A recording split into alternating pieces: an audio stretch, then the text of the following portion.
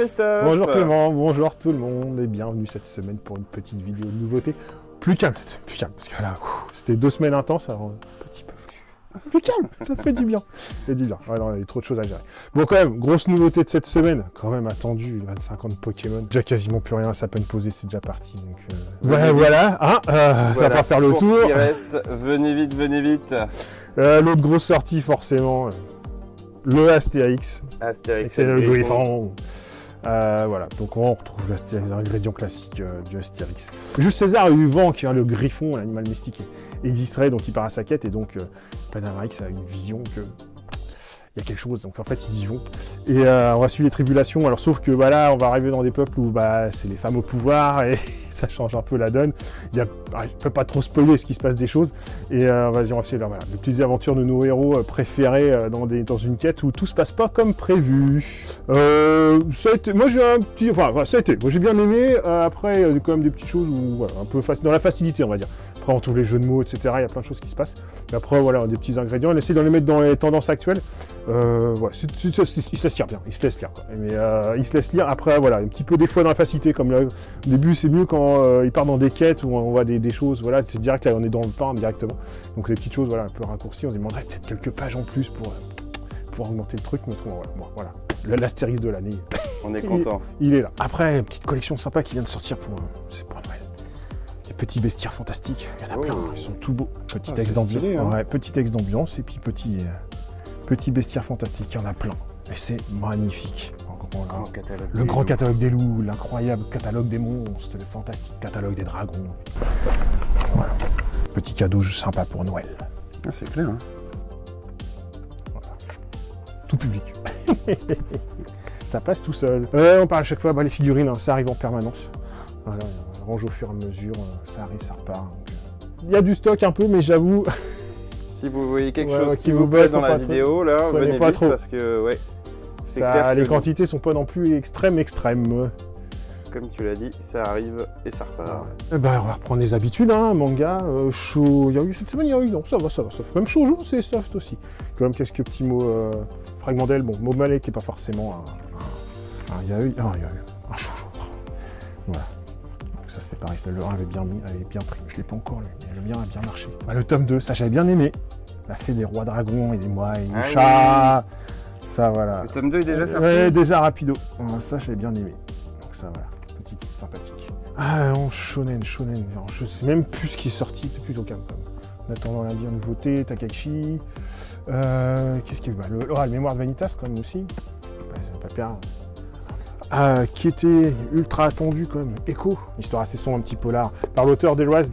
Celui-là, 2 gamins, enfin 2 frères, il y a un massacre, on va dire. Un seul a survécu et l'autre par la recherche de l'assassin. C'est assez bon petit thriller un petit peu noir. Ça c'est plutôt bien. Notez quand même la fin de Ajin 17. Le Ajin. La fin, le dernier, si je dis pas de bêtises. Enfin la fin de la série. Pareil, ça sortait tout doucement. Petit truc sympathique aussi, allez, un petit côté tranche de vie. En attendant lundi. Ouais, ça change un petit peu, tu vois, ça m'a fait du bien, des petits trucs comme ça change des shonen. C'est une petite fille en fait qui passe le cap entre l'évolution, entre la fin du primaire et la rentrée au collège si tu veux, et en fin de compte, toutes les filles évoluent un petit peu, deviennent un peu plus girly quoi. Mais elle aime encore jouer au foot quoi. Et voilà. Et donc elle a un petit peu, elle sent un petit peu à l'écart quoi. Et puis en fait elle rencontre un autre garçon.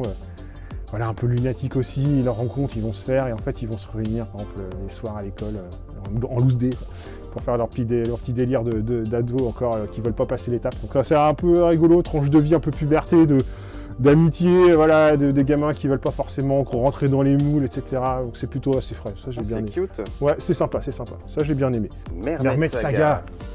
Comment Takahashi. On connaît un peu les dessins quand même. Ouais, ça se voit, ouais. On va pas préciser. Ça, je la connais pas. Pas dire de bêtises. On est en territoire connu. Hein. Ouais, voilà. Bon, ça Ranami, compagnie. Ouais, Machel, c'était cette semaine, la semaine dernière. Ah non, c'est cette semaine. C'est cette semaine, Machel. Trop de titres qui sortent, voilà. Ça, quand même. Quand même, Machel 5, quand même. Tu peux le chercher, celui-là. Ceux qui connaissent pas le petit speech, quand même, Machel, on recommence à chaque fois, mais c'est entre One Punch Man et Harry Potter. Hein.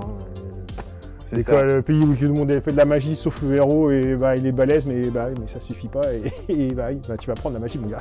One Punch Man à l'école des sorciers. C'est un peu ça. On va dire que c'est un peu l'année Lupin. Hein. Vraiment cette année quand même. Hein.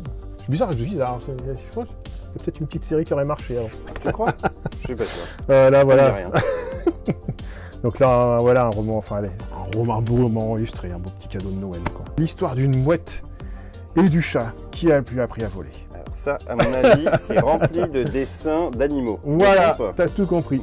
Alors, une histoire d'animaux, un chat un peu pépère qui se retrouve tranquille chez lui tout seul, et d'une mouette qui va se retrouver gazée, enfin voilà, avec la pollution, et qui va réussir comme à se dépatouiller de tout ça, mais sauf que elle va réussir à arriver en ville et se poser comme par hasard sur le balcon de ce chat. Voilà. Et sauf que, mais bon, la fin triste, c'est que c'est un peu, malheureusement, elle va pas survivre. Sauf que, elle va quand même accoucher son œuf. Et va faire promettre au chat, tu manges pas mon œuf et tu apprends à voler à mon oiseau. Et on va suivre toute l'histoire de ce chat qui, dans son pacte, ne peut pas. Et en fait, on va voir un peu, voilà, il va y voir tous les autres chats et comment on fait, comment on apprend à voler. Et la mouette, forcément, on va prendre le chat comme sa maman. Ça fait un peu Disney, hein? Ouais, c'est pas sombre en fait, c'est pas. Ouais, c'est ni négatif, mignon, ouais, c'est mignon, mais c'est plutôt adulte, quoi, voilà. Ça change un peu, quoi. Comme Cosmos. Alors, on change d'univers. Qu'est-ce que c'est? Oh, de la SF en noir et blanc. Voilà, là, pour les fanats, univers graphique, parti pris. Ouais. Tu voulais un peu d'exploration spatiale à la russe. Cosmos, ouais, quand même.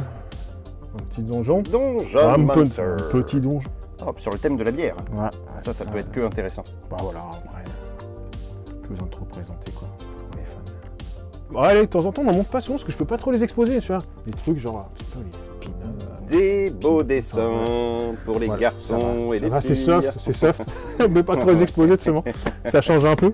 Donc voilà, bon, on va faire un petit peu le tour avec quelques petits romans graphiques qu'on vient de poser. Pareil, qui sont un petit peu arrivés. Donc, comme une comète. On va noter comme le petit Wolf, Lone Wolf, un petit western encore. De Wolf. Yeah. On va feuilleter un petit peu quand même. C'est joli aussi ça. Petit western, un peu traditionnel. En comics. Oh là, c'est un gros arrivage là. Enfin, ouais, il y a des choses après, là, pas non plus des grosses spoilers, mais comme on aura quand même. Dans la suite des Future States, le Superman du futur. 2050. Ouais. Donc voilà. Donc lui, on vient de le poser, hein, c'est tout frais. Pareil. Bon, on est chez DC, donc forcément, les dessins sont magnifiques. Ouais, sauf là. C'est ça.